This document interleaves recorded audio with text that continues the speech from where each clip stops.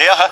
Chelsea que tem provavelmente um desfalque muito importante, o atacante Pedro Neto, português, por conta da morte do Diogo Jota, que jogava com ele na seleção portuguesa, os dois muito amigos. Diogo Jota morreu ontem num acidente de carro. Pedro Neto está muito abalado, pode ser que não enfrente o Palmeiras.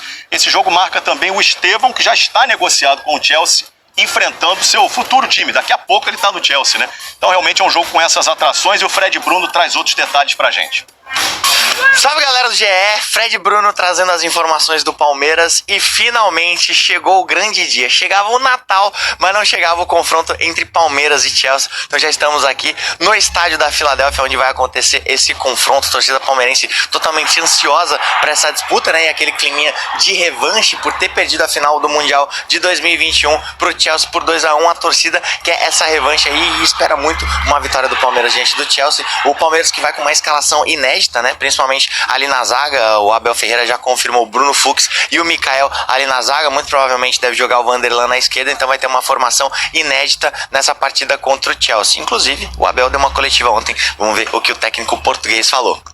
Dizer que o Chelsea é melhor que o Palmeiras, então o Chelsea vem aqui e compra-nos o nosso melhor jogador. O que é que vocês querem que eu diga mais?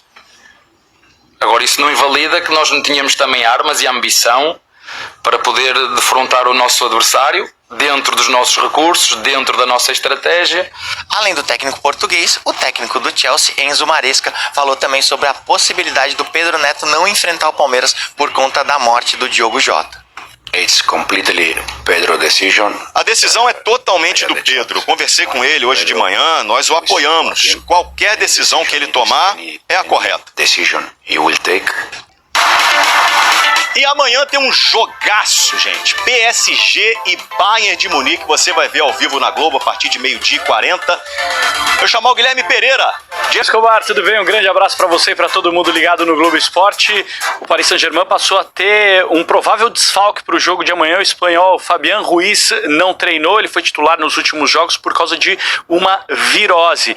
Passa também pelos craques das duas equipes. Em especial, Vitinha, jogador português de 25 anos do Paris Saint-Germain, é quem dita o ritmo do PSG, campeão da Liga dos Campeões da Europa, o jogador que mais dá e acerta passes na Copa de Clubes. Do outro lado, camisa 9, o inglês Harry Kane, 41 gols em 50 jogos, 3 gols aqui na Copa de Clubes com o Harry Kane.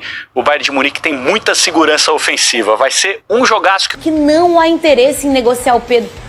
Explica essa confusão, Vene Casagrande. A gente precisa contextualizar o que aconteceu ontem. Ontem, o jornalista Mauro César, através do seu blog no UOL, noticiou que o Flamengo, diferentemente de em outras oportunidades, gostaria de vender o Pedro.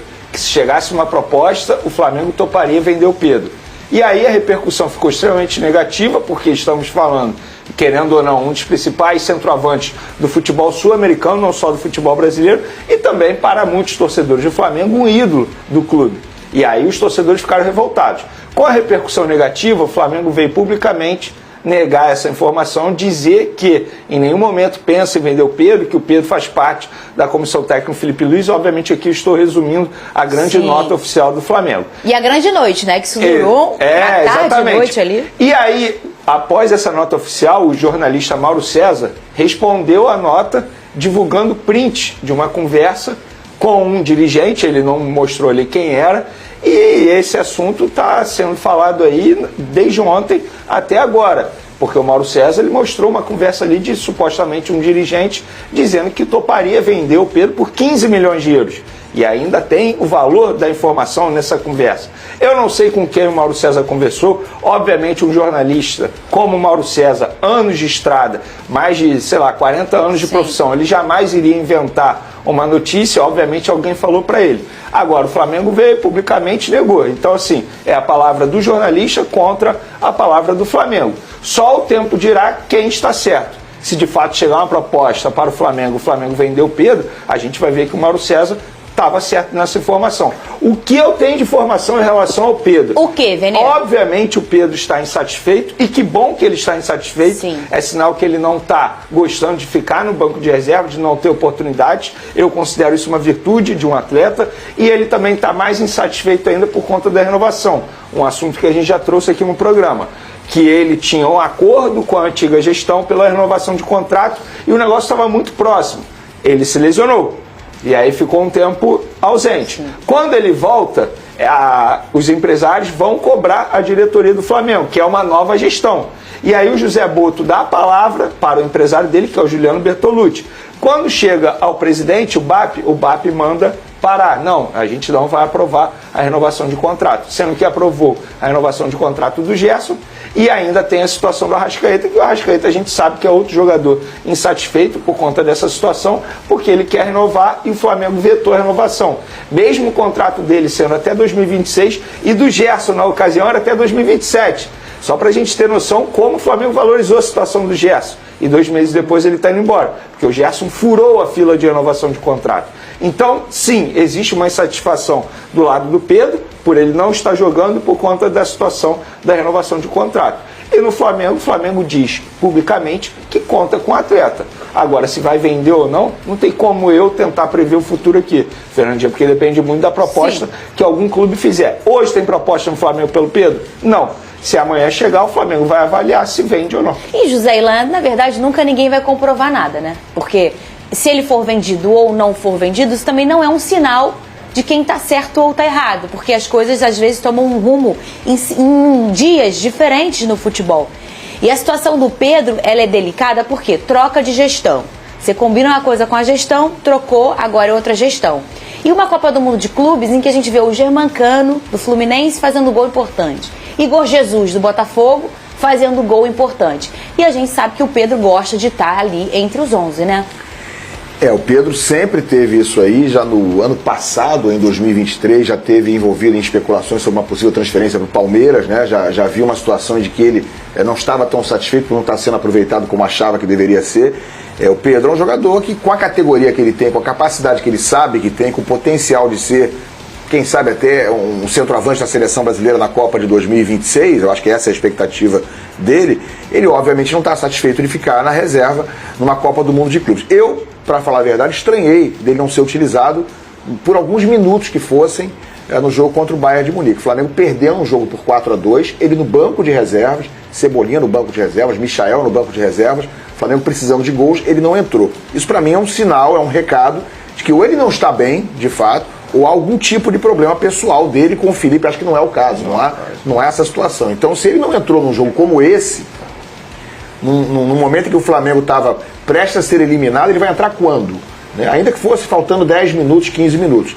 Então, é óbvio, para mim parece muito óbvio essa informação trazida aqui pelo Venê, de que o Pedro não deve estar satisfeito. Né? E para que de repente isso se transforme numa tentativa dele próprio, do empresário dele, de depois viabilizar uma saída do Flamengo, eu acho que isso aí falta pouco para acontecer, né? Essa insatisfação trazida aqui pelo Venê, eu acho que em breve pode se tornar assim uma tentativa de entendimento com o clube para que ele saia rapidamente. Agora o Pedro é um jogador que, a meus olhos, é um jogador para ser aproveitado. Se ele estiver bem, ele deveria estar sendo aproveitado, porque eu acho que é quase uma unanimidade que ele é um jogador com potencial para ser titular até de seleção brasileira em 2026. Né? O Pedro bem era um jogador que estava nessa fila, estava com essa projeção de ser útil à seleção brasileira, não apenas ao Flamengo. Veni, assim, eu acho que existe uma separação muito grande entre o Felipe Luiz e a opinião dele sobre o Pedro e talvez o que a diretoria acha sobre o Pedro. Veni pode até me confirmar, porque é um cara que acompanha o Flamengo diariamente.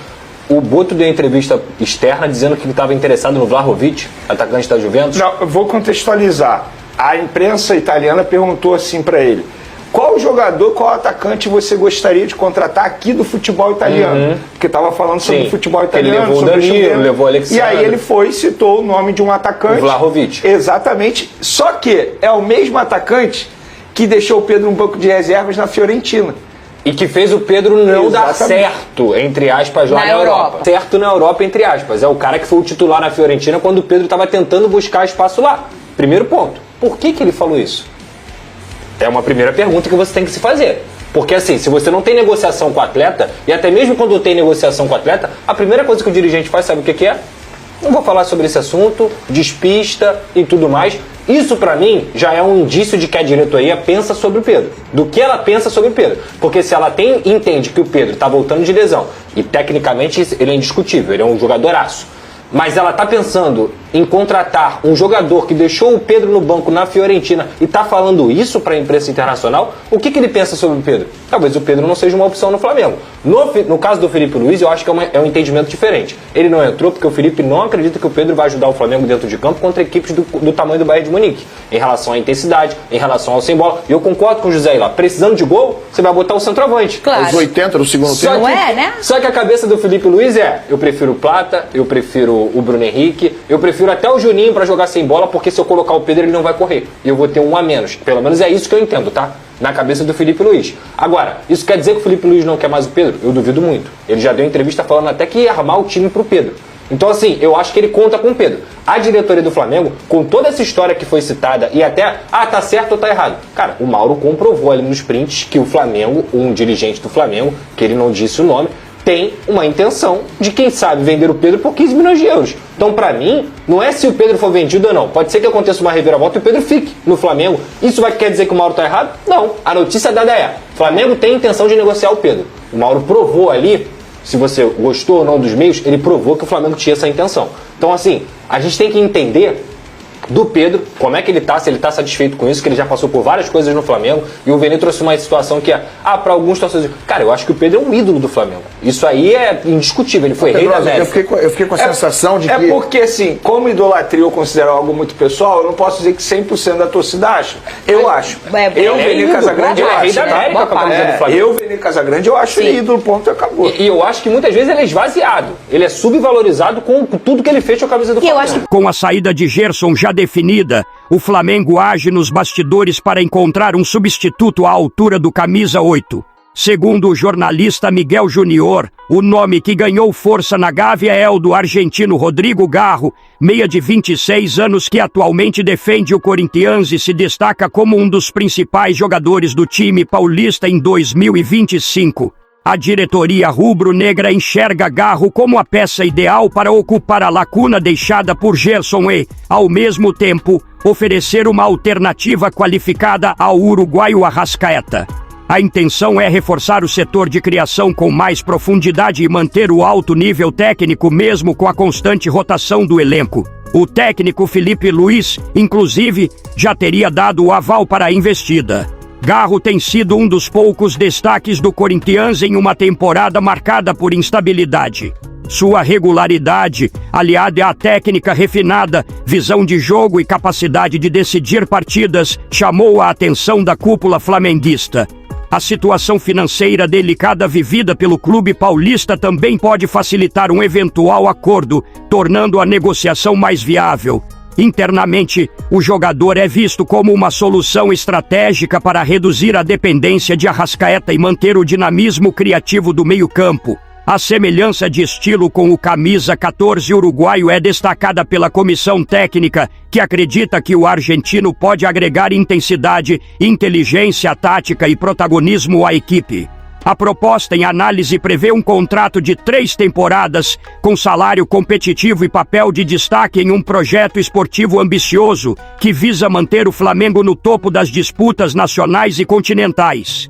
Agora eu quero saber a opinião de vocês. Rodrigo Garro será uma boa contratação? Sim ou não? Deixe sua opinião no comentário. Não esqueça de curtir o vídeo e inscreva-se no canal para não perder nada do Flamengo. Até a próxima e saudações rubro-negras.